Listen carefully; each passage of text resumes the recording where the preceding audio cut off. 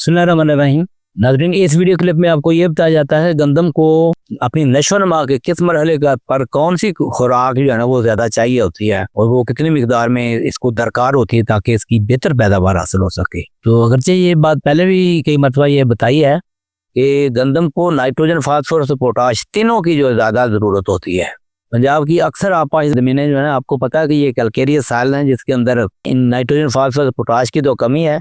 Calcium के अलावा जो है ना सल्फर, मैग्नीशियम और छोटे खुराकी अजदा जो है ना ये काफ़ी हद तक मौजूद है। अलबत्ता ये है कि राइस जोन के काफ़ी इलाकों में जो है ना जिंक की काफ़ी ज़्यादा कमी पाई जाती है। इसके सिवा जो है ना NPK की भी कमी पाई जाती है। जब देखें NPK, नाइट्रोजन, फास्फोरस और पोटाश इनको मुतवाज़न मिकदार में डाल दिया जाए ना तो छोटे खुराकी अनासर जो है ना खुद दस्तियाब वो चालू हो जाते हैं। इस तरह चीफ मिनिस्टर कहीं मीटिंग कर रहा हो तो बाकी महकमे भी, छोटे मोटे महकमे सारे ही वहाँ पहुँच जाते हैं। हमारे काश्तकारों से तो NPK जो है ना इन्हीं नाइट्रोजन, फास्फोरस और पोटाश ही नहीं पूरी डाली जाती, वो छोड़ जाते हैं, इसको बिल्कुल मिस ही कर जाते हैं। बरकैफ अब आ जाए कि नाइट्रोजन की ज़रूरत गंदम को किस किस स्टेज के ऊपर ज़्यादा होती है। देखें जी, इसकी नाइट्रोजन जो है ना ये ऐसा सबसे ज़्यादा इस्तेमाल होने वाला खुराकी जो है इसका गंदम का, इसकी थ्रू आउट द लाइफ, इसके ऑल स्टेजेस के ऊपर जो है ना इसकी शगुफा साजी से लेकर जॉइंटिंग तक, बल्कि गोव की हालत तक जो है ना इसकी ज़्यादा ज़रूरत होती है। तो लेकिन पहले 50 दिनों के दौरान जो है ना अगर खाद डालकर हम ख़त्म कर दें तो बेहतर रह जाता है। अगरचे इसकी ज़रूरत बाद में भी होती है, अगर बाद में डालते हैं तो कीड़े बीमारी का और गिरने का हमला ज़्यादा होता है।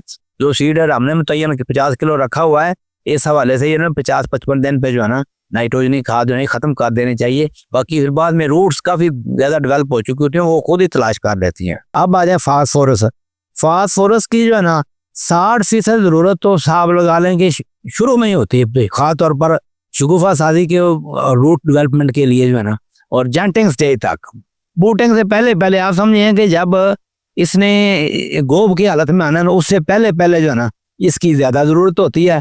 बाद में पकाई के दौरान जो है ना इसको सिटा निकलने के बाद से लेकर ये 40% ज़रूरत होती है। गोया के फास्फोरस की खाद को जो है ना शुरू में ज़्यादा ज़ोर से डालना चाहिए जितनी भी दस्तियाब हो। बाकी ज़ोर की बात जब हम कहते हैं तो काश्तकार परेशान हो जाते हैं कि फास्फोरस और ज़्यादा कहाँ से डालें, वो अलग बात है। इसकी इंटरनेशनली इनकी कीमतें तो बहुत बढ़ चुकी हैं, पर कभी ये याद रखें कि फास्फोरस गोब से पहले जो है ना ये ज़्यादा ज़रूरत होती है, गोब के बाद इसकी ज़रूरत कम हो जाती है। उसकी जड़ें इतनी ज़्यादा हो जाती हैं कि बस दूर से ही खुराक को तलाश कर लेती हैं, फास्फोरस को दूर से भी तो खुद भी तलाश कर लेती हैं। वरना जैसे जैसे आपको पता है कि कोई बंदा बड़ा होता जाता है उसकी खुराक भी बढ़ती जाती है, एनर्जी की रिक्वायरमेंट भी उसकी बढ़ती जाती है। तो ये है कि रूट सिस्टम जो है अच्छी खासा डेवलप हो जाता है, इसलिए जो है ना फास्फोरस की लेटेस्ट स्टेज के ऊपर, जैसे कोई मोटरवे के ऊपर गाड़ी जा रही है तो तेल कम खाती है। क्यों?